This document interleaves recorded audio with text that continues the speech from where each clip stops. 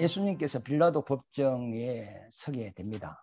빌라도는 예수님에 대하여 이제 소문을 들어서 대충 알고 있어요. 예수는 메시아다, 하나님의 아들이다, 죽은 자를 살린다, 엄청난 능력을 행하는 분이다, 그리고 많은 무리들이 예수를 따른다, 이런 소문을 들었기 때문에 로마에서도 예수에 대하여 뒷조사를 하고 어느 정도 다 알고 있습니다.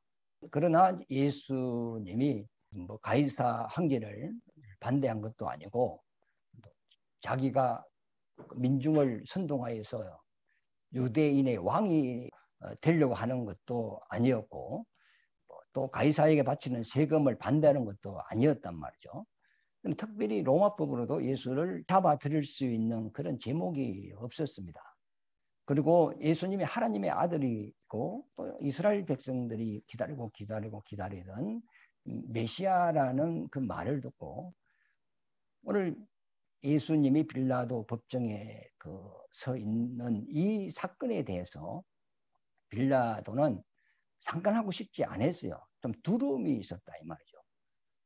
그런데 오늘 11절 말씀에 보면 그 총독 빌라도가 예수님께 물어봅니다. 너가 유대인의 왕이냐?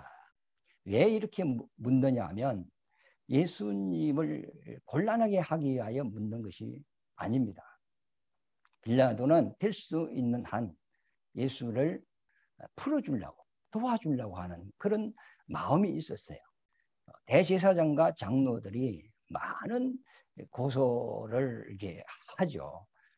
그러나 예수님은 말을 안 하고 입을 다물고 계시단 말이죠.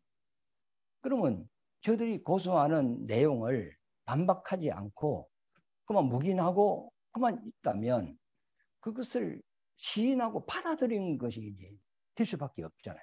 그러니까 빌라도가 안타까워서 너도 말을 하라, 변명을 하라 하면서 묻는 겁니다. 너가 유대인의 왕이냐 했을 때 너가 할 말이 있으면 하라는 그 시간을 예수에게 주고 있는 거거든요. 그러면 예수님께서 내가 백성을 선동한 적도 없고 가이사를 반역한 적도 없고 내가 특별히 잘못한 것이 없다. 그 반박을 해야 되겠죠. 그런데 예수님은 아무 말씀도 안 하시다가 대제사장과 장로들이 막 예수님에 대하여 고소고발을 한단 말이죠. 그런데 그 말에 대해서는 묵인을 해요. 그럼 입을 다문단 말이죠.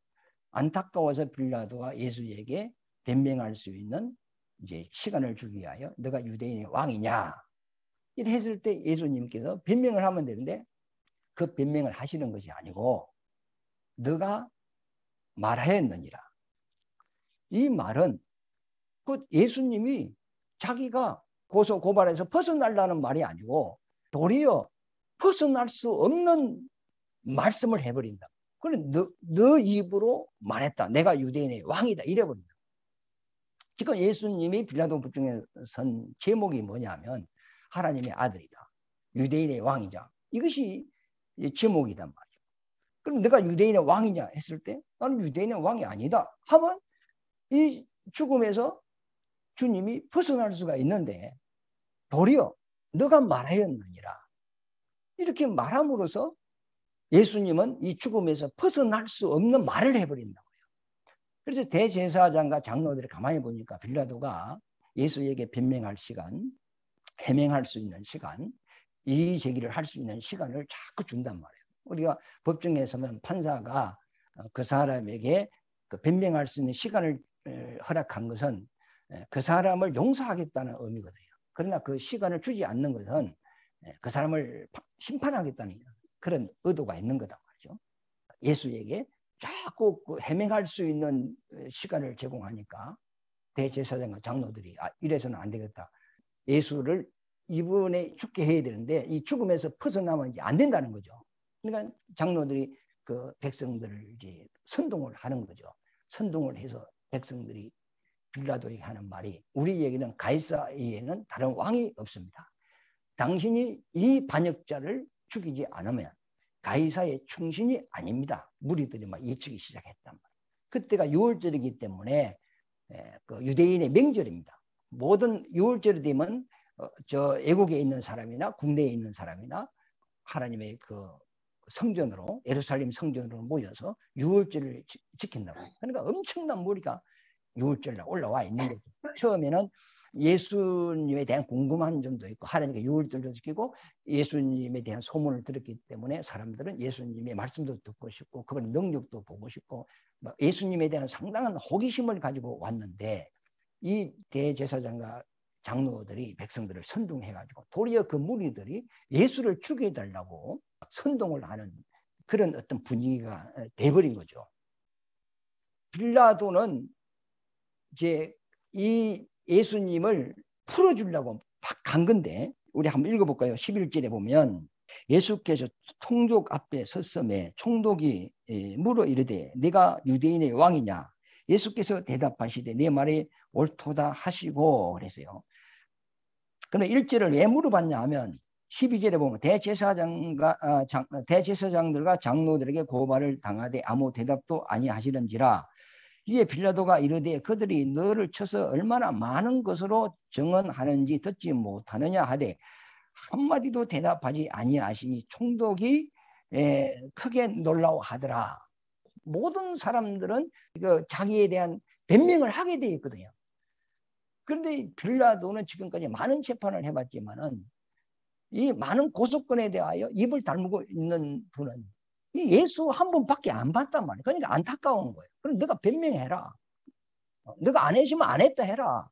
왜 저 많은 고소건을 너가 입 다물고 있느냐. 입 다물고 있으면 너가 그대로 다 당해야 되지 않느냐 하면서 변명할 수 있는 이 시간을 이제 주고 있는 거죠.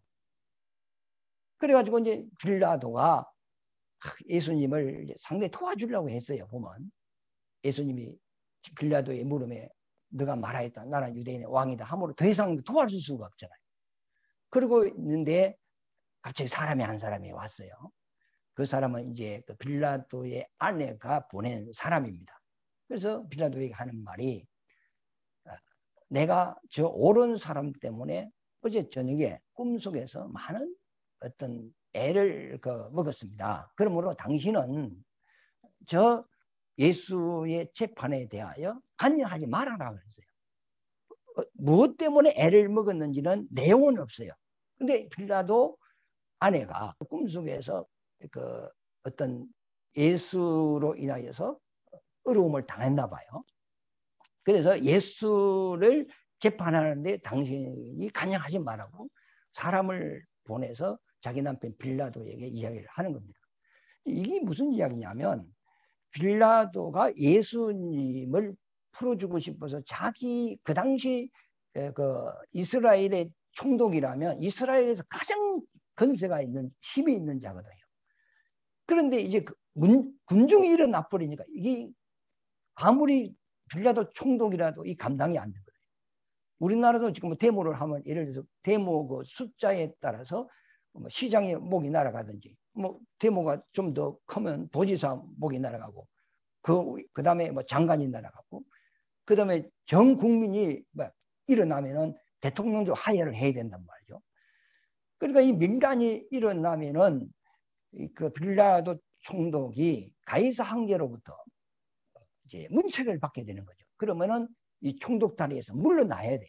이 빌라도는 그래도 이제 자기 건세로 예수를 풀어주려 했지만은 자기 능력이 한계가 와서 더 이상 예수를 도와줄 수가 없을 그때에 마귀가 그 빌라도 부인을 이용하는 거예요. 이용해가지고 사람을 보내서 예수의 죽음에 대하여 당신이 관여하지 마라 하면서 예수의 죽음을 가로막는다. 그래 지금 이 마귀는 빌라도를 통해서 예수의 죽음을 막으려고 한 거예요. 그런데 빌라도의 그 힘으로는 또 안 되니까 그 아내를 또 마귀가 선동해서 예수를 죽이는데 그 어떤 그 심판을 하지 않도록 역사를 하고 있는 거죠. 지금 예수님이 십자가를 지고 이제 죽으러 나가는 것은 아버지의 뜻을 이루러 나가는 거예요. 우리 인류의 죄를 자기가 지고 계속 제물이 되기 위하여 이 죽음의 길을 나간단 말이에요. 아버지 뜻을 향하여 가고 있는데 마귀가 급한 거예요. 급하니까 빌라도를 통해서 예수를 죽음에서 이제 벗어날 수 있도록, 인간 편에서 보면 어찌 빌라도는요 상당히 괜찮은 사람입니다. 착한 사람이고, 죄가 없는데 유대인들의 시기로 이렇게 법정에 서서 재판받아가지고 죽으면 얼마나 억울하겠어요. 그래서 빌라도가 웬만하면 이 예수를 죽음에서 벗어나게 하려고 애를 썼거든요.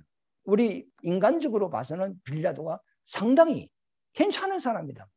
빌라도가 지금 뭐 마귀가 자기 위에서 역사한다는 걸 자기는 잘 못 느끼는 거죠.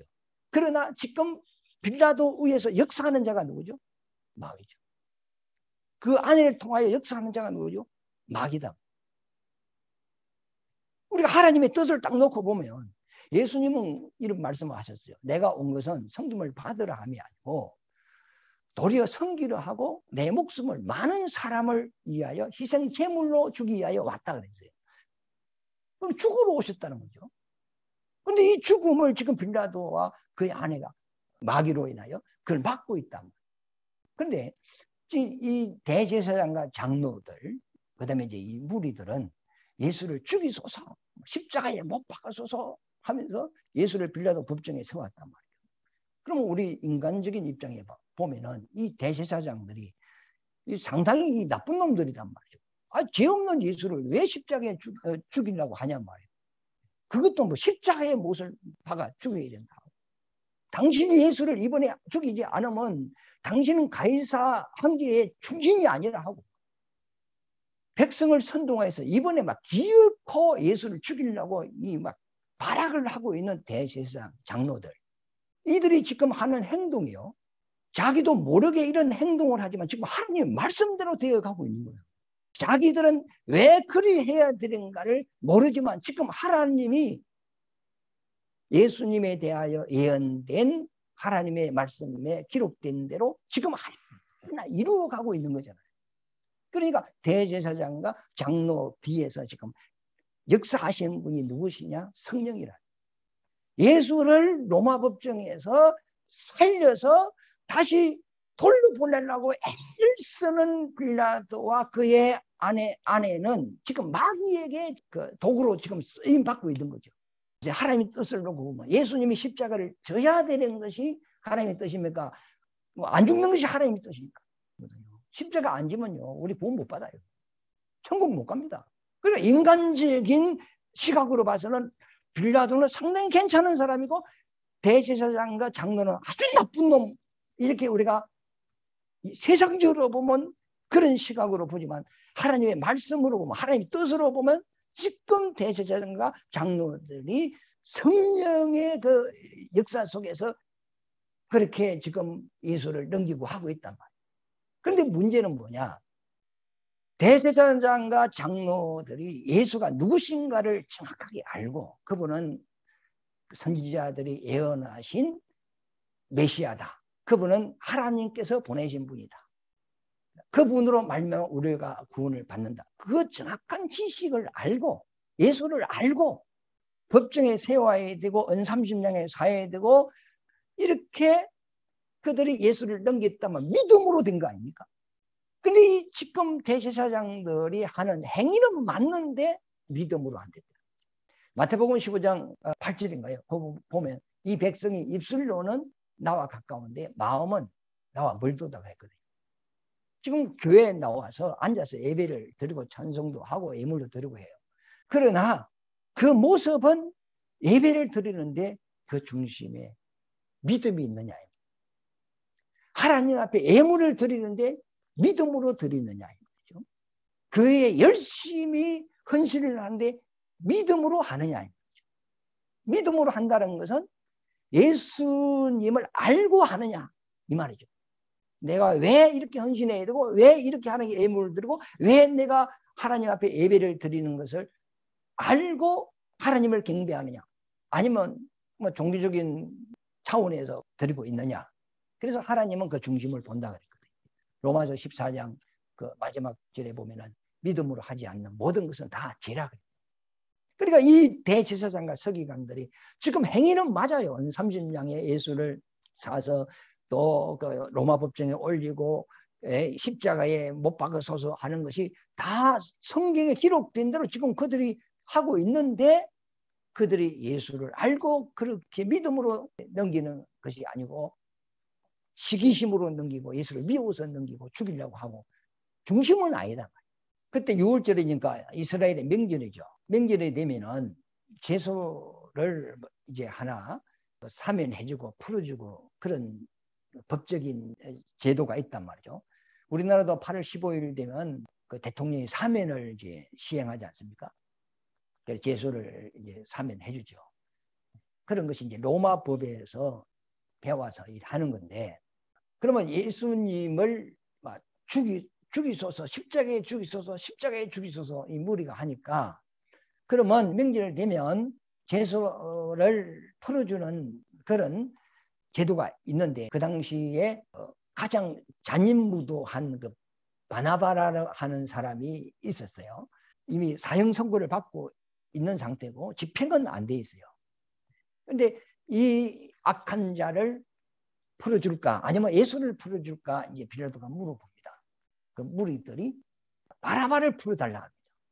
그럼 예수는 어떻게 할까? 십자가에 못 박았어서, 십자가에 못 박았어서. 이제 결론 일이 나는 거죠. 결국 이 죽어야 될 바나바가 예수가 죽음으로서 살아나는 겁니다. 그 예수님이 십자가에서 운명하실 때 그 며칠 전에 죽었던 사람의 시신이 그 무덤 속에 가 있단 말이죠. 우리나라는 이제 매장이에요. 땅속에 묻어버려서 나올래도 못 나오죠. 그냥 그 중동 쪽에는 굴로 돼 있어. 굴로 돼 있는데 그 이제 돌로 이렇게 입구를 막아놨습니다. 그런데 예수님이 아버지요, 내 영혼을 받아줘서 하고 운명을 하는 그 순간에 성전 안에서는 휘장이 지성소와 성소 사이에 가로막혀 있는 휘장이 찢어졌고, 또 두 번째는 근래에 죽은 시체 속에 그 사람의 그 영혼이 다시 들어가지고 살아서 나왔단 말이에요.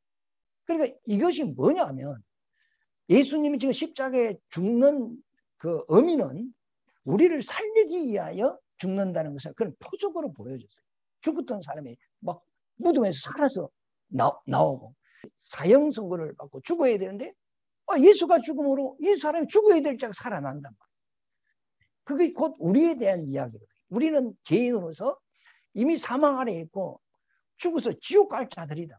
그런데 예수님이 내 대신 십자가에서 내 죄를 대속죄물로 죽으심으로써 우리가 이제 살았단 말이에요. 예수가 죽음으로 우리가 사는 거예요. 그것을 지금 이 바나바 사건을 통하여서 예수님이 우리에게 가르쳐 주는 거예요. 그래서 예수님이 십자가를 지고 골고다로 올라가는데 이스라엘의 기부인이라고 했어요. 일반 여인이 아니고 기부인, 배운 사람이고 수준 있는 사람이죠. 그래서 울었어요. 그랬더니 예수님이 나를 위하여 울지 말고 너와 너 자녀를 위하여 울라 그랬죠. 지금 내가 불쌍해서 안타까워서 울지 마라. 내 죄가 있어서 이 십자가를 지는 것이 아니고 너희들을 살리기 위하여 내가 이 십자가를 지고 올라가는 것이다. 그래 감사해서 눈물을 흘릴 수 있지만은 예수님이 불쌍해서 울면 이건 아직 성경을 모르는 사람이죠. 그래서 예수님이 십자가를 지른 것은 죽어야 될 바나바가 살고 죽었던 그 무덤 속에 있는 시체가 다시 시체 속에 그 사람의 영혼이 다시 들어와 가지고 살아나오는 것 같이 우리 인류는 모든 사람이 죄인으로서 다 죽어야 되지만은 예수님이 내 대신 십자가에 죽어주심으로 우리 인류가 살아나는 것을 이런 표적으로 이제 보여주는 거죠. 그래서 빌라도가 바나바를 이제 풀어주고 정말로 예수를 어떻게 할까 했더니 십자가에 못 박았어, 십자가에 못 박았어 하는데 이 빌라도가 놀라는 거예요. 이 사람이 무슨 잘못을 했길래 가장 잔인무도한 사람을 행틀에 묶어서 나무에 묶여서 죽이는 그 십자가에 매달느냐 말이에요. 매달아야 되느냐 하면서 빌라도가 자기에게 성질이 나는 거예요. 자 보세요. 19절에 보면 총독이 재판석에 앉았을 때에 그의 아내가 사람을 보내어 이르되 저 옳은 사람에게 아무 상관도 하지 마옵소서. 오늘 꿈에 내가 그 사람으로 인하여 애를 많이 태웠나이다 하더라. 대제사장들과 장로들이 무리를 권하여 바나바를 달라 하게 하고 예수를 죽이자 하게 하였더니 총독이 대답하여 이르되 둘 중에 누구를 너희에게 놓아 주기를 원하느냐 이르되 바라바로 소이다. 빌라도가 이르되 그러면 그리스도라 하는 예수를 내가 어떻게 하랴. 그들이 다 이르되 십자가에 못 박혀야 하겠나이다 아니라. 이게 하나님 뜻이잖아요. 나무에 달려 죽여야 되거든 예수님. 23절에 빌라도가 이르되 어쩌미냐 무슨 악한 일을 하였느냐. 그들이 더욱 소리 질러 이르되 십자가에 못 박혀야 하겠나이다 하는지라. 빌라도가 아무 성과도 없이 도리어 밀란이 나르는 것을 보고, 그래 빌라도가 예수를 이렇게 살려볼 거라고 애를 썼단 말이에요. 근데 아무 성과가 없다는 거예요. 24절에 그 이야기를 하잖아요. 빌라도가 얼마나 예수를 살려볼 것이라고 애를 썼는가를 여기서 말해주거든요. 그렇게 노력했는데, 그렇게 변명할 수 있는 시간을 주고 예수를 보호하려고 했는데 아무 성과가 없단 말이에요. 왜? 그것이 하나님의 뜻에 안 맞으니까. 아무 성과가 없어요. 그래 도리어 밀란이 나르는 것을 보고 물을 가져다가 무리 앞에서 손을 씻으며 이르되 이 사람의 피에 대하여 나는 무죄하니 너희가 당하라.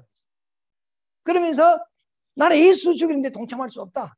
예수 피 흘리는데 동참할 수 없다 하면서 빌라도가 대야에 물 떠온다 해가지고 그 무리들 앞에서 손을 씻으면서 이 피에 대해서는 나와 무관하다. 지금 빌라도가 하나님의 뜻을 모르는 사람입니다. 그러면 예수의 피와 자기가 무관하면 그 사람은 죄 용서 못 받아요. 구원이 안 돼요. 하나님과 상관없는 사람이에요. 지금 예수님이 피 흘리는 것은 이 피를 짐승에게 주려는 것이 아니고 우리 죄인에게 주기 위하여 피를 흘리고 있단 말이에요. 성장실 때 포도주를 제자들에게 떼어주면서 받아 마시라. 이는 많은 사람의 죄사함을 위하여 내가 흘리는 피다. 이 피를 받아 마시라 그러잖아요. 내 살을 받아 먹으라 그러잖아요. 이스라엘 백성이 애굽에서 출애굽할 때 어린 양의 피를 문수지에 바르고 살아나온 거거든요. 이 피가 나와 상관없다면 그런 사망에서 벗어날 수 없어요. 죄에서 벗어날 수 없어요. 하나님과 상관이 없는 거예요. 이 빌라도가 지금 하나님의 말씀을 모르니까 예수가 흘리는 피는 나와 상관없다고 씻어버리는 거예요. 우리 성경을 제대로 봐야 돼요. 그러니까 이 지금 그 25절에 보면은 빌라도가 손 씻으다 이렇게 하잖아요. 손 씻는다는 것은 오늘 이 사건과 나는 상관없다는 의미거든. 그래 어떤 사람은 술을 잘 드신단 말이에요. 그래 어떤 사람은 술 한잔 먹자니까 나 이제 손 씻었어. 술 끊었어 이 말이죠. 내가 지금까지 나쁜 짓 했는데 이제부터 나쁜 짓 안 해. 그럼 그 포인이 뭐죠? 이제 내 손 씻었다 이런 의미잖아요. 지금 빌라도가 손을 씻는 것은 예수의 피와 나는 상관없다.